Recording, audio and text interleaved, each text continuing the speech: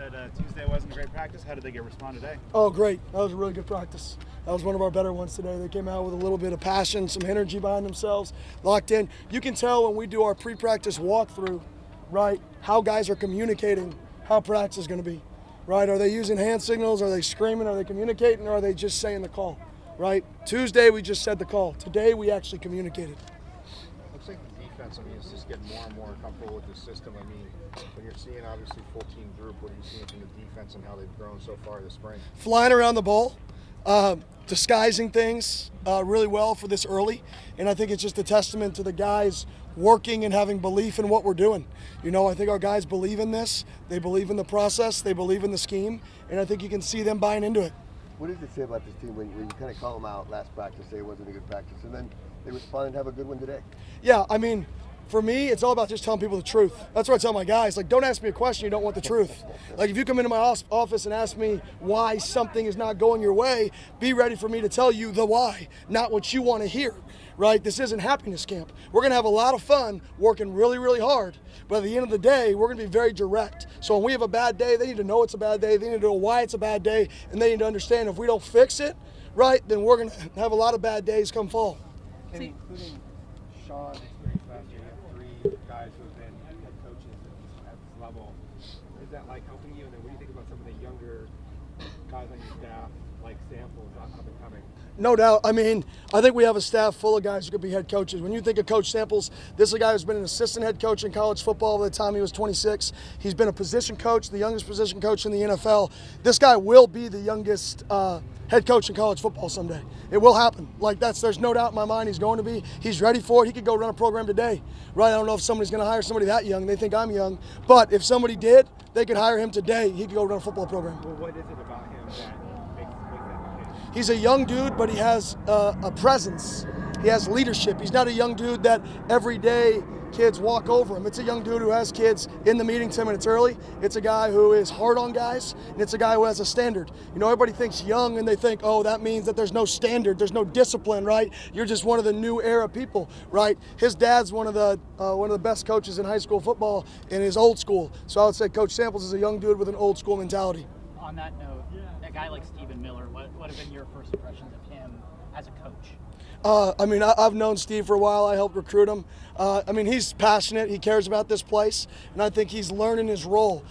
So I think he's going out there and he's kind of grabbing kids one-on-one and playing off of Coach Saga, because I think that's what good staffs do. Good staffs don't hire duplicates of themselves, right? We don't need 15 Kenny Dillinghams acting crazy out there, right? We need one, and then we need one Charlie Regal. We need one Sean Aguano. We need one him, right? We need one of just who you are. And if you're just genuinely who you are as a coach every single day, right, we have enough personalities, enough different people that we're going to find somebody to get a player to respond to. I know every practice, every spring is important, but is this one even more important because there's so much newness, new coaches, new players, new scheme, everything? Yeah, for me, it's every single day. Every day is important. Everything you do is important, right? Success in this program is just being the very best at whatever you're doing right now. So whatever we're doing all the time, if you're not being your very best, then you're not successful. It's that simple. It's not what our goal is, what are the expectations, what do we want to win. It's not that. It's every single day show up, and whatever you're doing in life, be the very best. If I'm holding the door, I'm going to hold the door until everybody walks in the door. I'm not going to let somebody else take it halfway and hold the door for somebody. I'm going to hold it till the entire crew of people walk in, because that's just what I believe in. If you're competitive and if you believe in compete and believe in being a good person, then you compete in everything you do. I'm not going to let somebody else hold the door. I'm going to do it. You had Javen Jacobs at running back today. What do you think about just his skill and what he brings? Yeah, he's thick and versatile. He was a 1,000-yard back in high school, ran for 1,000 yards. So we've had a few guys dinged up at that position. So he has the versatility to do that. And in college football nowadays, substitutions allow match subs. The rule changed about 15 years ago. So if you sub, they can match your sub. So you always want to play with people that I call are hybrids. Guys that can play wide out, the guys that can play running back, guys that can play tight ends, guys that can play wide out, right? The more of those guys you have on the field, the more versatility you have on the field, which means more advantages that you can scheme to based off of your defensive personnel. So I think he can be one of those guys that can kind of give us an advantage based off personnel. When Mike Norvell was here, we saw a lot of two backs out of DJ Foster. How much of that do you think is capable of Yeah, I definitely think we can do that. We haven't got to that yet this spring, but I definitely think we have enough guys to do that, and we will do that.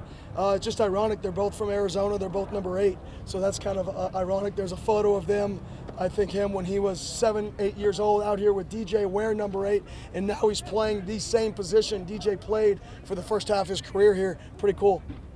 Coach, I know it's early, but if you could pick one player that's really taken your eye over this camp, who would you pick? Yeah, I'm not going to pick one player. I'm going to pick a position group that's really stood out. I think the DBs and the wideouts, I think we're pretty skilled. I think we have the talent, to match up with people outside. I think that's definitely a strength of who we are. And I think the competitive nature, fire breeds fire. And when those guys have energy and passion versus each other to win a one-on-one, to lose a one-on-one, it only makes you better. And I think you've seen that out of that group, those groups. What about Hillary in particular? Yeah, I mean, he makes plays every day. It's a very simple game, make plays.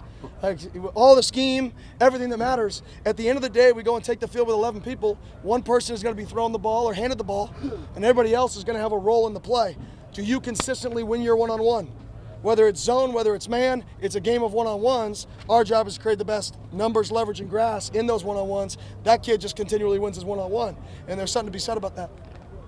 You seem to have a lot of capability with your edge players, and this team pass rushing last year was a bit of an issue. What impresses you about that group and what you're able to kind of do with them in blitz packages and things like that? Yeah, they're athletic, and I think in this scheme, this is a scheme. If you're a defensive end in the country, you want to come here to play defensive end. There's not a better place in the country to play defensive end than here. I scheme versus it all. I've been on the other side versus this team. You do not want to play these defensive ends in this scheme. They attack, they attack, they attack, they attack, they attack. And when you have athletes that are constantly on the attack, they're not reacting as much as they have a plan to attack and impact the quarterback. That's what every defensive end wants to do in the country when he's recruited, and that's our philosophy. And it's really hard on a quarterback, really hard on the O-line, because it just limits what you can do offensively. Are there some negatives to it? Yes. But you know what? If our negatives are we're too aggressive, I'm going to sleep just great at night.